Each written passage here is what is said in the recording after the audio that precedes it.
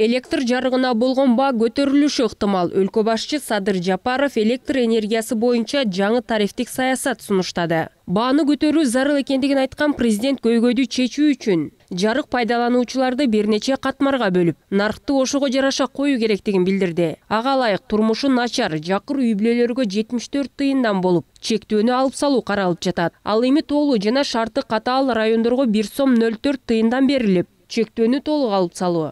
Жашоо турмушу жакшы үй бүлөлөргө болсо 1 сом 48 тыйындан сатуу сунушталууда. Эми электр энергиясынын тарифи боюнча маселеге токтолоюн. Эми мындан ары бул системага 1 тыйын карыз албай, тарифтерди өзгөртүү жолдорун колдонуп, өз күчүбүз менен кризистен чыгып кетүүнүн жолдорун издеп жатабыз. Андыктан биз сиздер менен мамлекеттин келечеги үчүн коркпой иш алып барып бере берели. Жыйынтыгы жакшы болот. Кийин көпчүлүк эл рахматын гана айтат.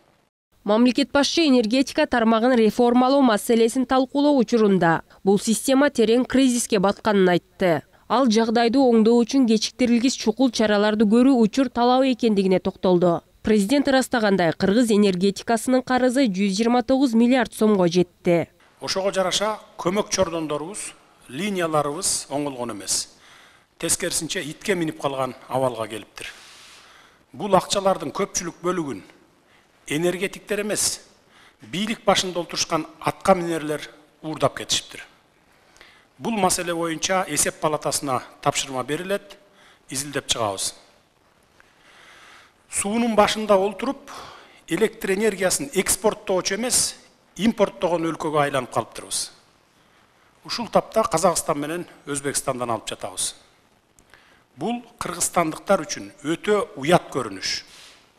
Бул тармактагы кырдаалды жөнгө салуу үчүн учурда бир катар кичи ГЭСтерди жана альтернативдүү энергия булактарын курууга басым жасалып жатыптыр. Энергетика жана өнөр жай министринин айтымында бүгүнкү күндө Токтогул, Үч Коргон, Ат башы ГЭСтерин калыбына келтирүү иштери жүрүүдө. Андан тышкары министр Камбар Ата 2 ГЭСинин экинчи агрегатын ишке киргизүү боюнча долбоор иштелип жатканын билдирди.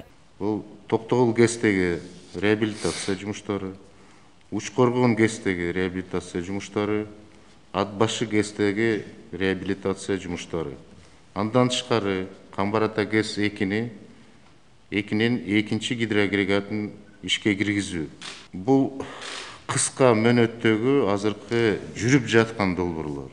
Азыркы тапта өлкөнү электр энергиясы менен камсыздаган эң башкы Токтогул суу сактагычында суунун көлөмү 8,6 миллиард куб метрге чейин түшүп, коомчулукта жарыксыз калабыз деген тынчсыздануу жаралууда. Буга чейин 2007-2008 жылдарында Токтогулдагы суу 7-8 миллиард куб метрге чейин азайып, элге электр энергиясын берүүгө чектөө киргизилген. Эгерде суу 6 миллиард куб метрге чейин азайса, ГЭС авариялык абалга кабыла тургандыгын энергетиктер эскертип келишет.